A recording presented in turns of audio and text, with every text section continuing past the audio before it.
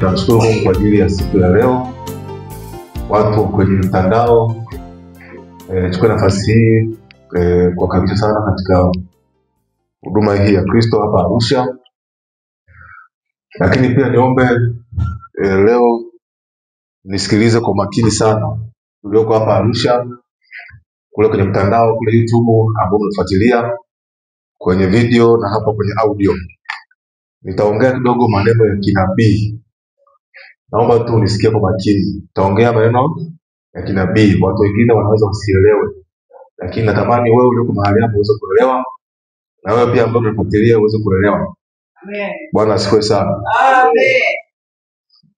Ukisoma kwenye kitabu hiki cha Mathayo sura ya 24, ukianzia mstari ule wa mstari wa 15, nasema basi hapo mtakapoliona chukizo la uharibifu lile lililonenwa na nabii Danieli limesimama katika patakatifu, ndipo anasema asomaye na afahamu, ndipo walio katika Uyahudi na wakimbilie milimani, naye aliye juu ya dari asishuke kuvichukua vilivyo nyumbani mwake.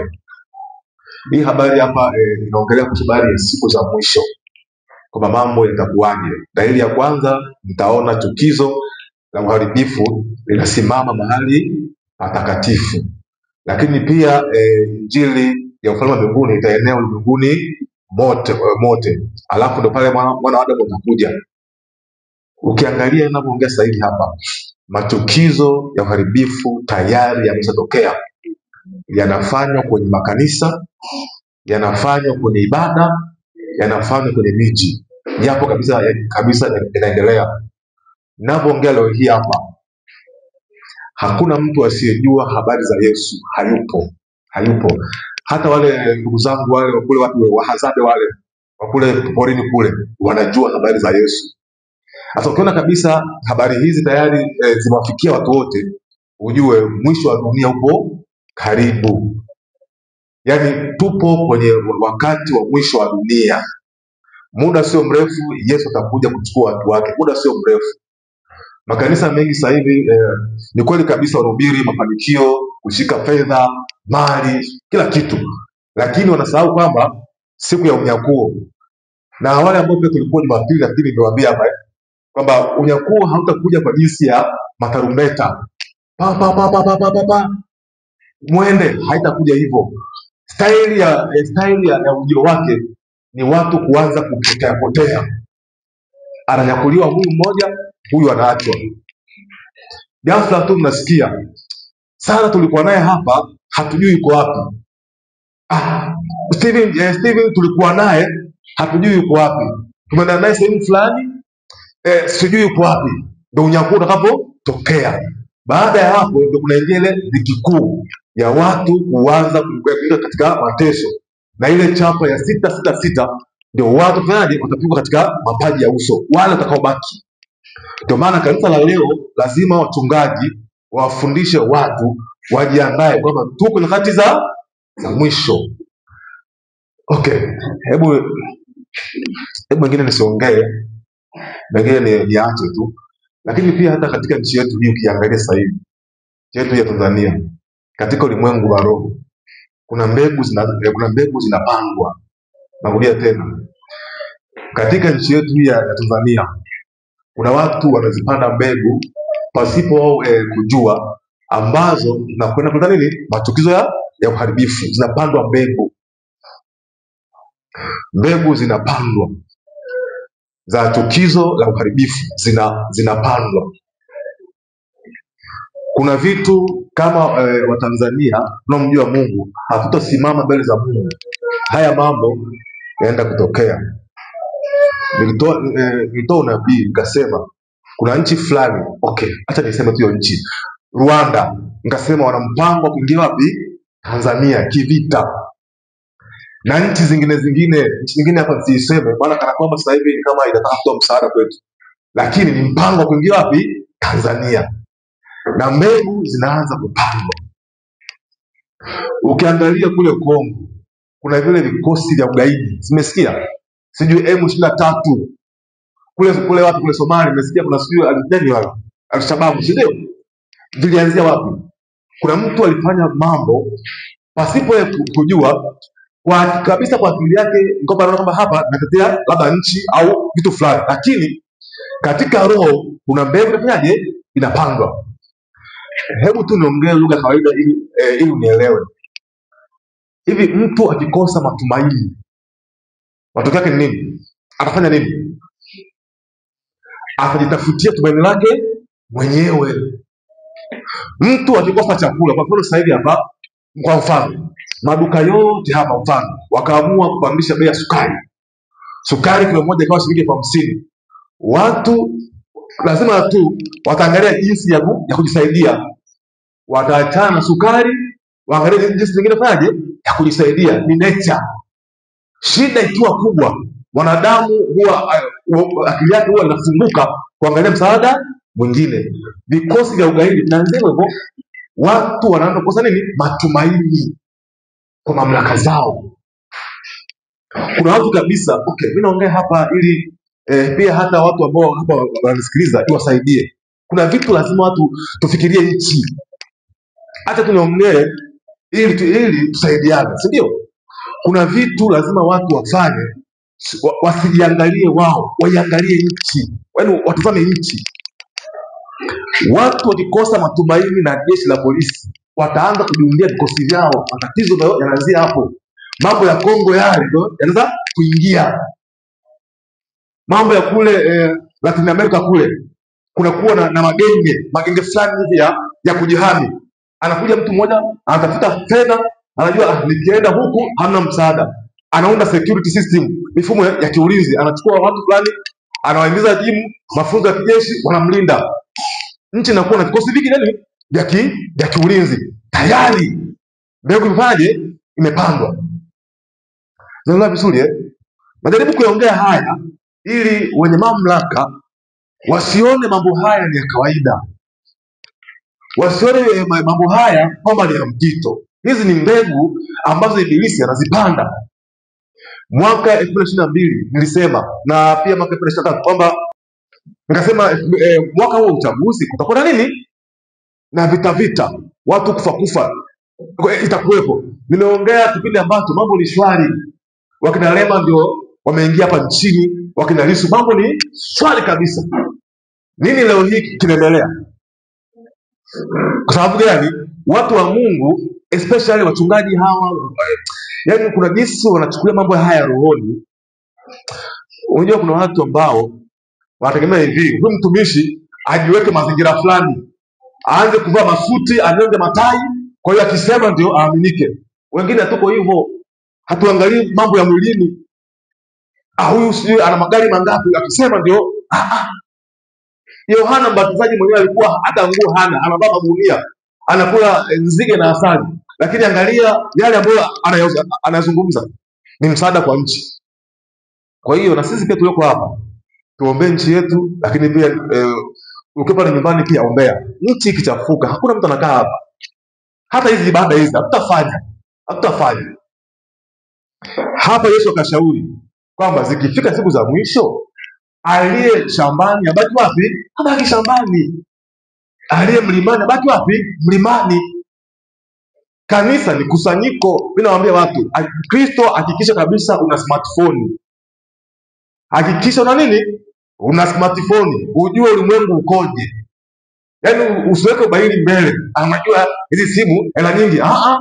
Kuna wakati itafika kanisa litakaa wapi? Kwenye simu. Na haya mambo niliongea mwaka 2017 kwamba tunakoelekea kanisa litakaa wapi? Litakaa kwenye simu. Watu wataanza kuabudu kwa njia nini? Ya simu. Kwa sababu gani? Mpinga Kristo akishaamka tu, cha kwanza ni kufunga makanisa yote, funga yote. Yaani yule tu ambaye akisema kwa jina la Yesu fungia. Sasa wewe mchao utaabuduje? Lazima kuna nini? Na mawasiliano. Kaangalieni kipindi kile cha Petro. Petro anachukua watu wale, wanakaa nyumbani kwake. Wanakaa pale kwake. Wanamega mkate nyumbani kwa Petro. Lakini pia wale mitume wakawa kabisa wanakaa katika majumba yao hivyo. Lakini leo hii mimi ndio maana naongea tu kweli.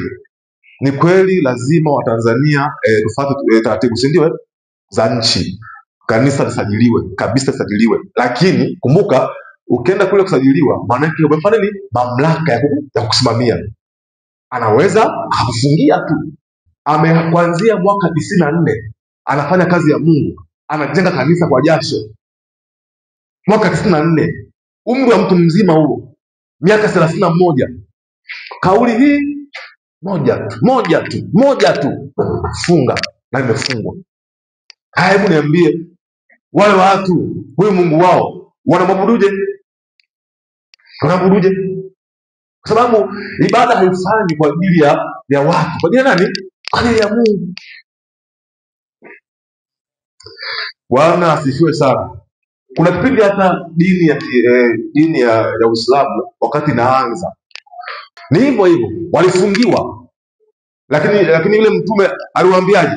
Watu wakae kwenye vikundi majumbani, wasimwache Mungu wao. Kumwabudu Mungu ni katika nini? Katika roho. Kuna siku tumekaa hapa, kuna siku tutakaa hapa, tutaanza simu hapa. Haya mami, ibada leo saa ngapi? Saa 4 au saa 10. Haya, washa simu yako, tunaomba. Kwa sababu hatufanyi nani? Mwanadamu. Amefundisha kuhusu habari ya siku ya Pentekoste, ambako watu walikaa pamoja wakaomba sana. Ile siku ya 49 kwa siku ya 50, Roho wa Mungu akashuka, akawaingia watu, wakapokea karama za Roho Mtakatifu. Matokeo ya mtu, nikurahisishia hapa, kumpokea Yesu ndani yako ni wewe kuwa na Roho Mtakatifu, na matokeo ya mtu mwenye Roho Mtakatifu anakuwa ana vipaji au anakuwa na karama. Ukishakuwa na karama, unaingia kwenye huduma, kwenye ministry, kwenye huduma. Ukiona maisha hayaendi, ni kwa sababu una upungufu wa Roho Mtakatifu. Yaani ukisikia mtu nimejazwa Roho Mtakatifu, maana yake zile karama ngapi? 9 anazo. Hebu fungua ile Wakorintho wa kwanza 12.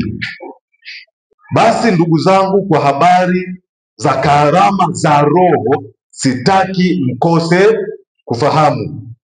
Anasema, mwajua ya kuwa mlipokuwa watu wa mataifa mlichukuliwa katika sanamu. Naruka hapo naenda mstari ule wa 4. Basi pana tofauti ya karama, bali Roho ni yeye yule. Pana tofauti ya huduma, bali Bwana ni yeye yule. Kisha pana tofauti ya kutenda kazi, bali Mungu ni yeye yule atendaye kazi zote katika wote. Lakini kila mmoja hupewa ufunuo wa Roho kwa kufaidiana. Anasema hivi, maana mtu mmoja kwa Roho apewa neno la hekima, mwingine maarifa kama apendavyo Roho, mwingine imani, mwingine karama ya kuponya roho, mwingine matendo ya miujiza, mwingine unabii. Anaziongea pale. Kujazwa Roho Mtakatifu ni kuwa na vipawa ngapi hivi? 9. Mimi hapa nasema hivi, nimejazwa Roho Mtakatifu, nitakuwa na hekima, nitakuwa na imani na roho ya unabii, zote ninazo. Aliyepungukiwa Roho Mtakatifu, hivi vipawa hana vyote. Hajui kufasiri ndoto, saa ile Bwana anamwambia kwa lugha ya rohoni, hajui. Maanake huyu bado roho hakujaa sawasawa. Sasa unapewa hizi karama ili uweje? Uingie katika huduma. Huduma ni nini? Huduma ni msaada, faida na nini, na matunzo. Tunapewa hizi roho ili nini? Kufaidiana. Sawa sawa, Nisikie vizuri hapa. Roho wa Mungu anapoingia ndani yako ni ili wewe uanze kufaidika na maisha. Ukisoma Galatia 5 mstari ule wa 21, anasema tunda la Roho nini? Anasema ni furaha, ni amani, ni upendo, ni utu wema. Ukishakuwa na karama zile, automatic tu unakuwa na furaha, unakuwa na upendo, utu wema unaupata. Sasa haya mambo unayapatia wapi? Anasema una nini? Una karama. Bwana asifiwe sana. Kubadilisha majira na nyakati za maisha yako, una nini? Una karama. Huwezi kubadilisha wakati wako wa kufanikiwa alafu eti hauna karama. Ndio maana ukiomba tu Mungu anakupa nini? Karama, ili nyakati zibadilike. Ngoja niongee kimwili sasa tuelewane. Niongee kimwili sasa, kimwili tuelewane. Watu waliofanikiwa duniani wote, wachungaji, wasiokuwa wachungaji, watu wa Mungu, wasiokuwa wa Mungu, waliofanikiwa wanafanya huduma au wanafanyiwa huduma. Hakuna anayefanikiwa bila huduma. Kikanisa tunaita ushemasi. Kanisa linafanikiwa kwa sababu ya ushemasi, tunaita wahudumu au mhudumu. Mimi nafanikiwa kwa sababu kuna mtu ananihudumia. Nimeingia kwenye ndoa ili iweje? Kuna huduma na zihitaji ambazo mimi sina. Pia jana niliwaambia hivi, hakuna mtu anayeweza kujitegemea. Hayo ni mafundisho ya uongo. Jitegemee, hakunaga. Tunategemeana. Kwa njia gani? Tunahudumiana. Ninamhudumia Elisha naye ananihudumia mimi, au anahudumia kanisa. Maisha ni magumu kwa sababu gani? Umekosa kuhudumia, au unahudumia mahali pabaya, pabovu. Si mnaelewa vizuri ninachoongea? Jamani, maisha hayahitaji usomi mwingi. Nimesoma sana, sijui nimefundishwa sana, sijui nimewekwa shule ya rika. Jua kuhudumu. Siri ya kufanikiwa na kubarikiwa, jua kuhudumu, jua kuhudumiwa. Jua mahali penye huduma pia panaamsha upendo. Ndugu zako wanakuchukia kwa sababu gani? Wewe huwahudumii. Wanakuhudumia wewe, lakini wewe huwahudumii. Naelewa vizuri Yaani kanisa, watu wa huduma ya Kristo tulioko Arusha na kule kote, jua nini? Jua ushemasi, jua kuhudumu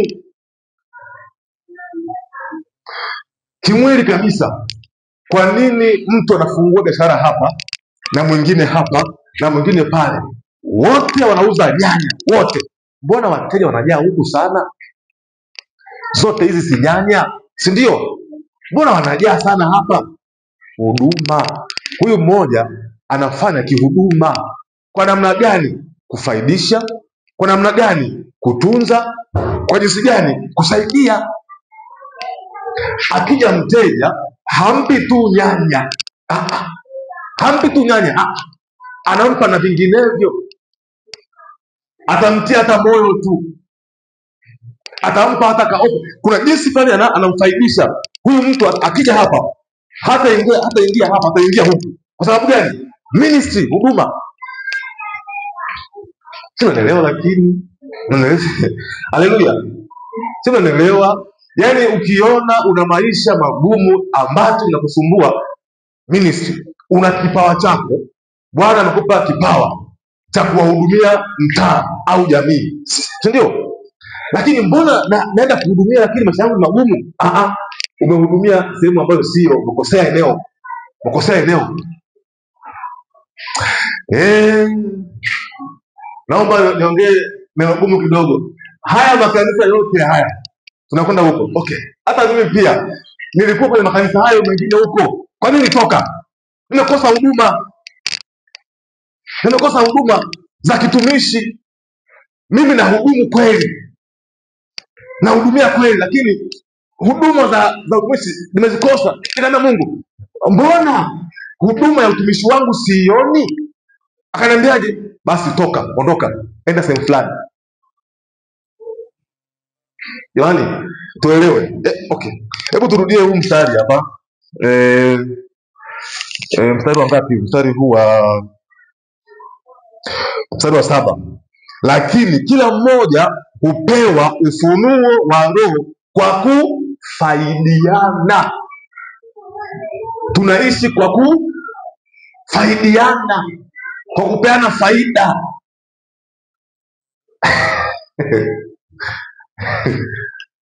Bwana asifiwe sana. Haleluya. Hivi unajua hata upendo una return, unakurudisha. Ukimpenda mke wako au mwenza wako, lazima upendo urudi. Usiporudi, hamna mahusiano hapo, hakuna ndoa hapo, hamna. Jamani, mimi siongee mimi, ni Yesu huyu, ni Biblia hii. Yesu alikuwa ana makutano wanaume tu, watu wazima 5,000, bado wamama, bado vijana, bado watoto. Niambie, wale watu 5,000, kwa nini Yesu walimwendea? Kwa nini? Kuna huduma walikuwa fanyaje? Wanaipata nini? Mikate na nini na samaki. Wakaingiwa njaa.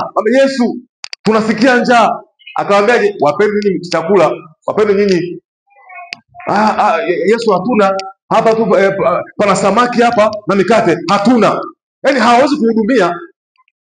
hawawezi kuhudumia. Unakuwaje baba kwenye familia, alafu familia yako inakaa njaa? Unakuwaje mama, una watoto 3, 4, 5, alafu watoto wako wanaharibikiwa? Wewe huwezi kuhudumia. Ndio angalia huyo kitamkata huyo. Bwana asifiwe sana.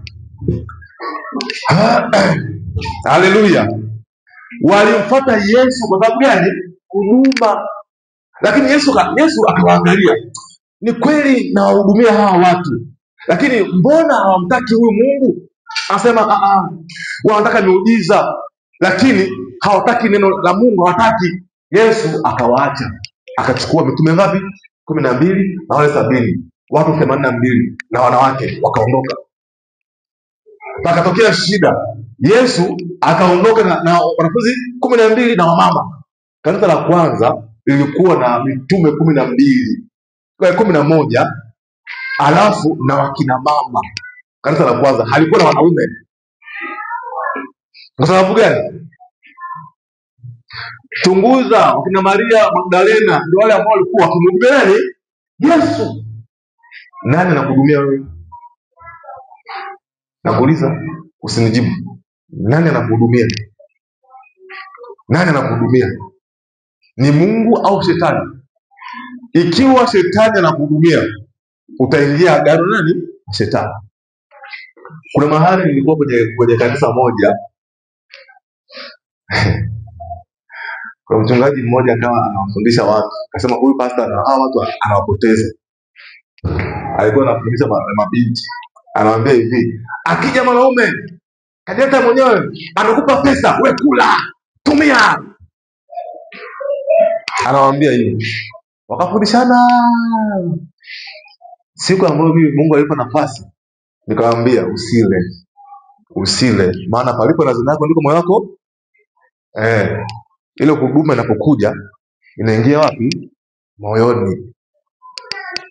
Kuna mtu kabisa haumpendi, akianza kuhudumia ukapokea, unajikuta unampenda.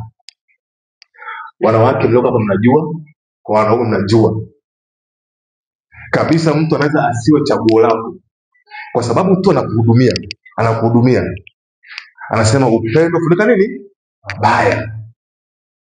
Ushaamua kabisa huyu mtu hafai, huyu mtu hawezi kukaa na mwanamke. Kila aliyemuoa amkata mkono, kila aliyemuoa ametoka na mangeu, na kabisa huyu mwanaume hakuna binti anamtaka, na kabisa yeye anajua kwamba hawanitaki kwa sababu na tabia hizi. Akikupata anakuhudumia tu, haongei. Kijora, dera, sijui bocha. Unajua sasa hivi mambo ni mabaya. Paso hiyo hapo. Kodi ya nyumba hiyo hapo. Moyo unageuka tu. Nitajenga huko mbeleni, Mungu atambadilisha tu.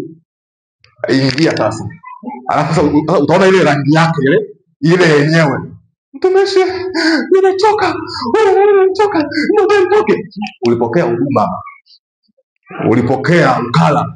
Nikamwambia wale, usile, pokea cha yule ambaye unafanyaje? Yule ambaye Bwana amekupa. Hata kwenye ndoa, naambia kwenye ndoa, ukishaolewa tu usipokee msaada vya watu. Kabisa unajua huyu mwanaume anakutaka. Alafu anakuhonga. Mimi nakula tu. Kula. Yaani siku sio nyingi utahamia kwa. Siku sio nyingi utajikuta uko chumbani kwake. Hivyo. Yaani Bwana tupe Elisha. Haleluya. Kwa nini? Huduma huwa inakamata nini? Moyo.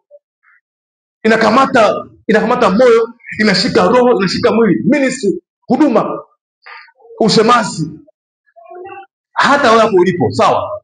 Ikiwa kuna mtu yoyote hakupendi, anakuchukia, mtengenezee huduma tu. Muundie project, mtengenezee mradi. Fanyie mradi. Baba yako, mama yangu unajua, wanipendi mwaka 5. Sawa, mtengenezee project. Muundie nini? Kahuduma. Kamuone, mpige sukari.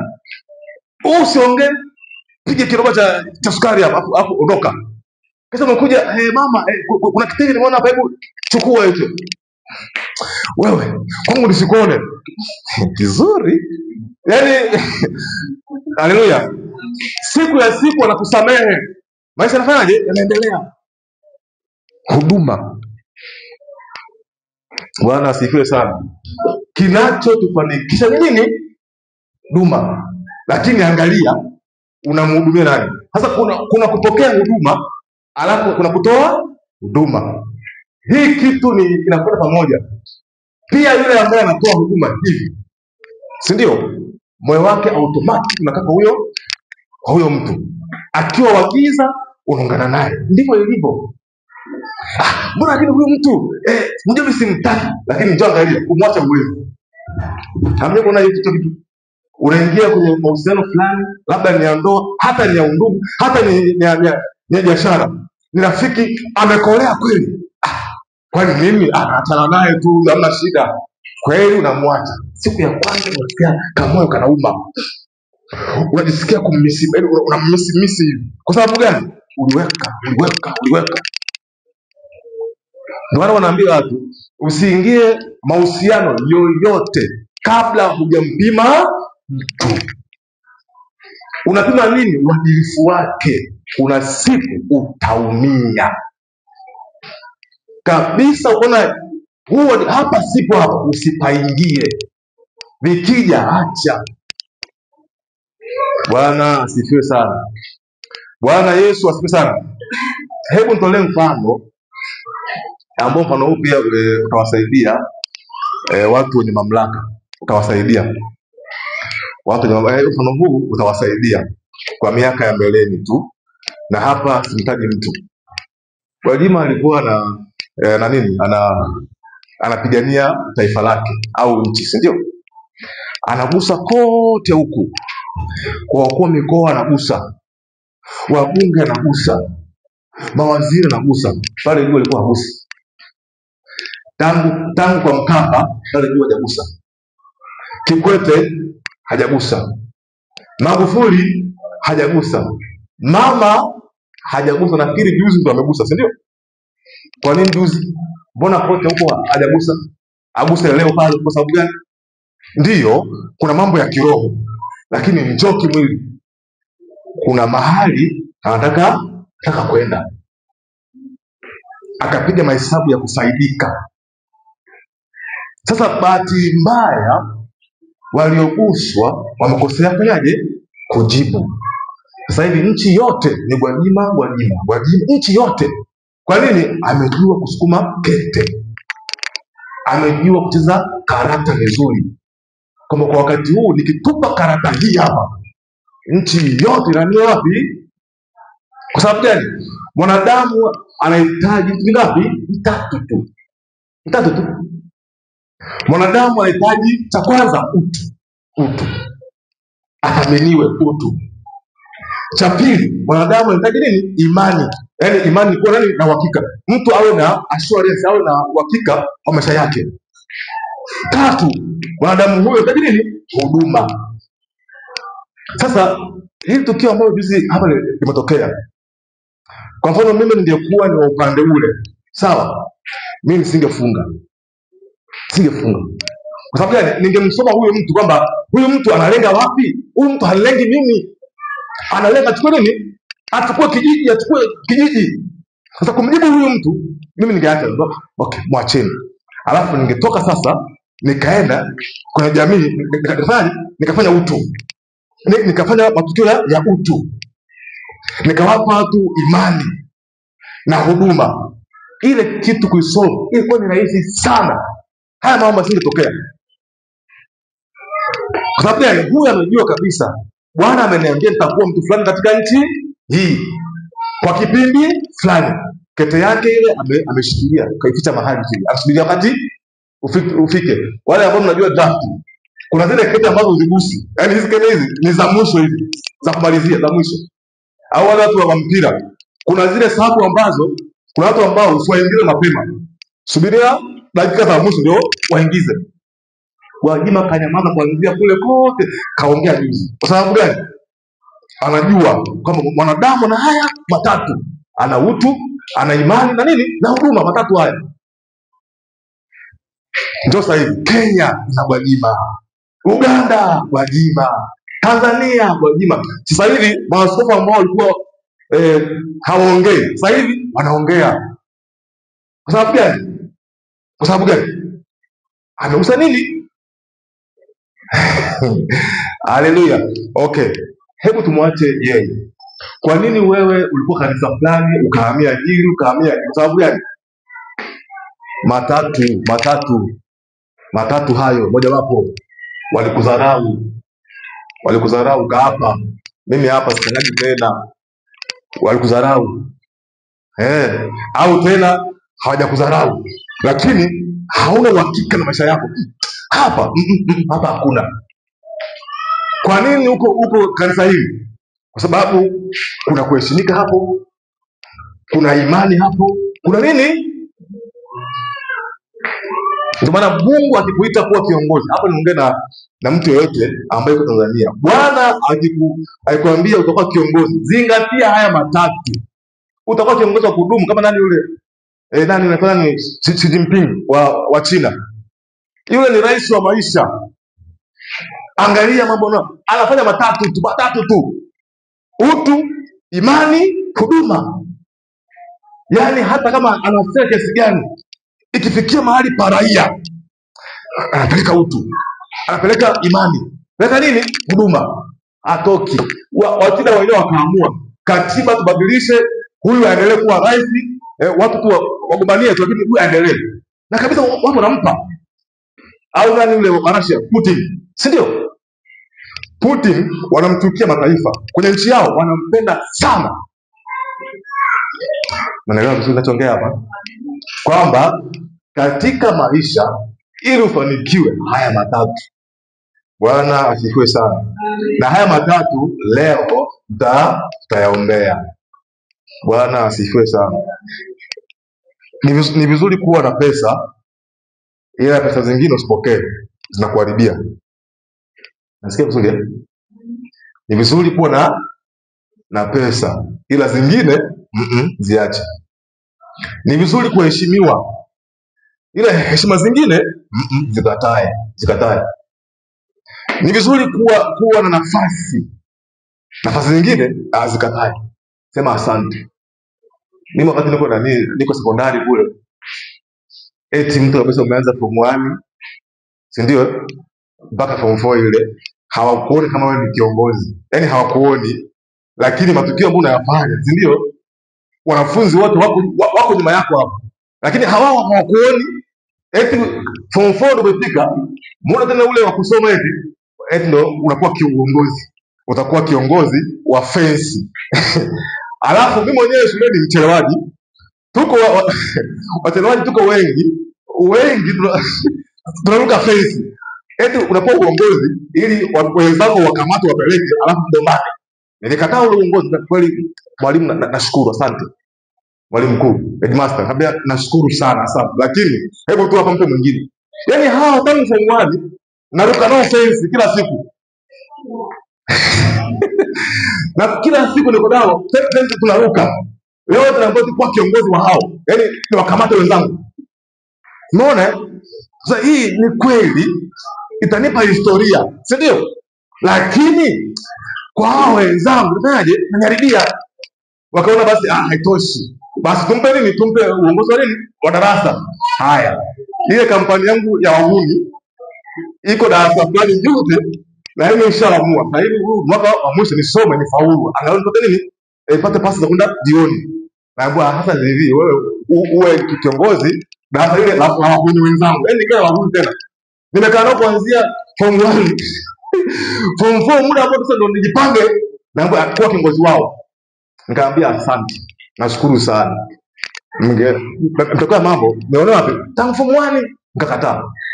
Ni kweli nafasi yenye nini? Yenye heshima kule shuleni, lakini inaniharibia. Na ni kweli ilinisaidia. Form 4 kweli nimetoka. Sikufeli hivyo. Bwana asifiwe sana. Kuna vitu ni vizuri kuwa navyo, sawa, lakini angalia vinakuletea nini. Nasikia vizuri? Kuna vitu, kuna watu kabisa ni vizuri ukawa marafiki nao, angalia matokeo. Mimi hata haya ambayo nayaona kwenye nchi, sawa, siwezi kumlaumu mheshimiwa kabisa. Najua wanaomzunguka. Wanaomzunguka kabisa. Siwezi kumlaumu kwa unajua yule hata najua tu wanaomzunguka. Kuna ushauri ambao watakuwa wampe. Najua kabisa viongozi hawa wakubwa wa nchi huaga wafanye kitu mpaka mahali wazungumze. Bali wakae mezani wazungumze, wajadili, ndio wanaamuaga. Sasa ile baraza la huduma lile pale ndio kuna shida. Na pia leo tutawaombea, si ndio?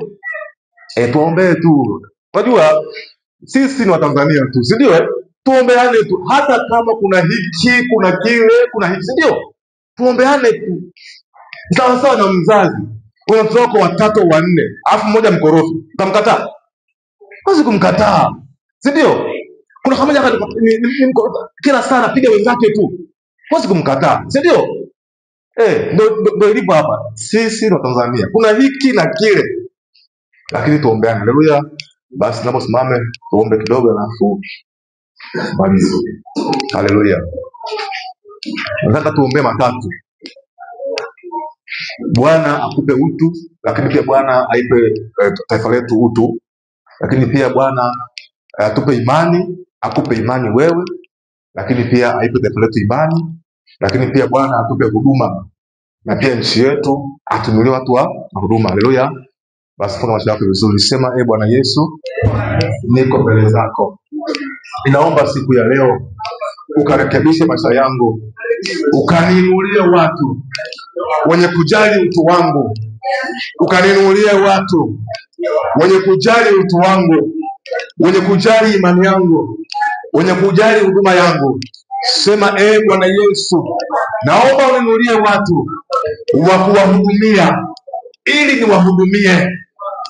Bwana Yesu, niinulie watu nitakao waamini ili waniamini.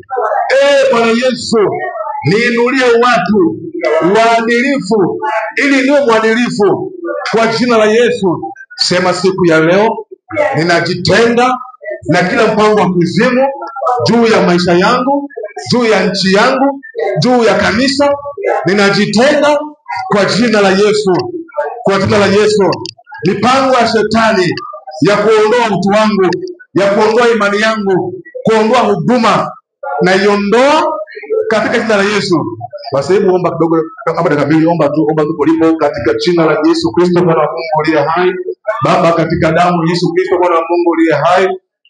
Yesu, naomba sasa ukaachilie ndani yetu ile imani yako, ufalme wa amani, ukaachilie kwa huyu mama, maana pasipo imani hawezi kukupendeza wewe. Bwana, mpe imani huyu kijana, mpe imani huyu mzee, mpe imani, mpe huduma katika jina la Yesu Kristo Bwana wa Mungu aliye hai. Katika jina la Yesu Kristo Bwana wa Mungu aliye hai. Sema Bwana Yesu, weka ndani yangu kipawa cha Roho Mtakatifu.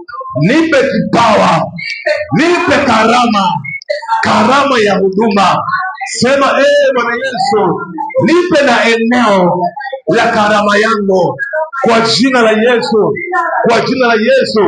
Sema Yesu, panda ndani yangu karama ya Roho Mtakatifu ikajae ndani yangu kwa jina la Yesu, kwa jina la Yesu, kwa jina la Yesu, kwa jina la Yesu. Endelea kuomba, endelea kuomba, endelea kuomba, endelea kuomba, endelea kuomba. Bwana akupe karama, karama ya kinabii, karama ya uponyaji, karama ya biashara, karama ya uchumi, karama. Bwana akupe karama, akupe karama ya malezi ya watoto, karama, karama, karama ndani yako iingie sasa katika jina la Yesu Kristo, katika damu Yesu Kristo. Haleluya, amen. Naomba tukae. Naomba mama, njoo. Mama yangu pale, huyo asikae huyo. Njoo mama yangu, njoo.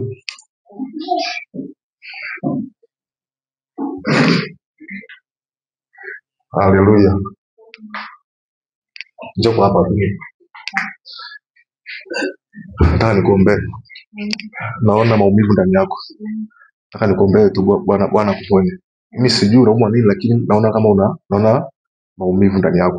Sijui yako wapi, lakini naona kuna maumivu ndani yako. Kama tu. Baba, katika jina la Yesu Kristo, Bwana wa Mungu uliye hai, ninaomba kwa ajili ya huyu mama sasa, katika jina la Yesu Kristo. Roho ya maumivu na iondoa ndani yako katika jina la Yesu Kristo. Bwana, wewe unajua hii roho imekaa kwa sehemu gani ya mwili, na mimi sitaki kujua, bali Bwana anajua ya kwamba unaenda kumponya sasa katika jina la Yesu Kristo. Naamuru sasa naamuru pokea uponyaji, naamuru pokea uzima katika jina la Yesu Kristo, mwana wa Mungu uliye hai. Bwana akupe baraji, Bwana akupe njia ya uponyaji, ule mwanzo mpya ambao Bwana amekupa leo. Basi kuanzia sasa Bwana akujalie katika jina la Yesu Kristo.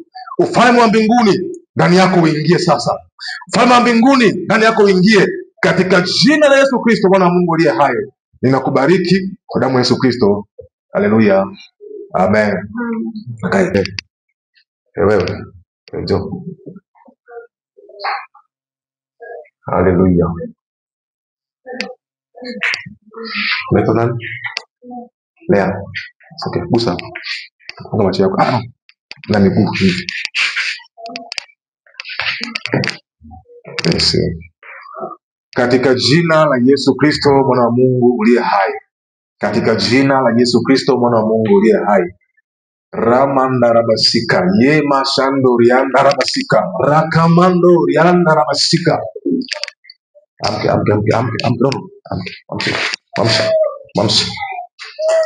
Yamanda rabasika. Katika jina la Yesu Kristo, mwana wa Mungu uliye hai. Rakamanda rabasika. Yema mamasika. Katika jina la Yesu, toka ndani yake. Ramanda rabasika. Shamanda rabasika. Katika jina la Yesu Kristo, hilo giza lililoko ndani yako naloharibu maisha yako kuanzia sasa na liamuru likuachie katika jina la Yesu. Ramanda rabasika. Kwa jina la Yesu, funguka, funguka, funguka, funguka, funguka, funguka, funguka, funguka, funguka, funguka, funguka, funguka, funguka, toka, toka, toka, toka, toka, toka, toka. Ndio, achia macho yake, achia, achia, achia, achia, achia, achia, achia, achia, achia. Katika jina la Yesu, inakuondoa kwenye mapango ambako umeingizwa huko, fahamu zako kazifungia huko, wakafunga na maisha yako kuanzia sasa na kuondoa huko sasa katika damu ya Yesu Kristo. Ninakuita katika ulimwengu wa roho, Lea, njoo kwa damu ya Yesu Kristo. Naita nafsi yako sasa, njoo kwa damu ya Yesu. Nafsi yako naita, njoo kwa jina la Yesu. Kwa jina la Yesu. Naita nafsi yako mara ya 3, njoo kwa jina la Yesu. Shamanda rabasika. Haleluya. Katika jina la Yesu Kristo, Bwana Yesu, nambariki huyu binti. Naweka ulinzi ndani yake sasa. Bwana ukamlinde, Bwana ukamuongoze katika jina la Yesu Kristo. Ubatizwa maji mengi kwa jina la Yesu. Bwana ukampe njia iliyo njema katika wito wa ubatizo wake. Bwana ukampe njia iliyo njema kwa damu ya Yesu Kristo, amen. Hebu tuombe. Tuombee ni majirani zetu wazuri tu, walio wema, tuombee tu. Hebu simama. Simama. Tuombee tu Bwana awape uzima, Bwana awape uhai. Lakini pia tuombee pia na huu mtaa wetu. Iko roho ya mauti inazunguka. Hata pia jana nimesikia kuna jana amepigwa mahali na kabisa akauawa. Nimesikia maeneo ya hapo hivi. Hebu tuanze kuomba na hawa majirani zetu. Sema nakataa roho ya mauti kwa jina la Yesu. Sema hakuna kufa, hakuna kuzika kwa jina la Yesu. Roho ya mauti ninakuamuru katika mtaa wangu, toeka, achia hawa mama, achia hawa baba, achia hawa vijana kwa jina la Yesu. Hebu kemea. Hakuna kifo katika mtaa wetu, hakuna kifo, hakuna mauti kwa jina la Yesu. Unaongelea hayo, hakuna mtu kurudi akiwa maiti, hakuna mtu kurudi akiwa amekufa, hakuna.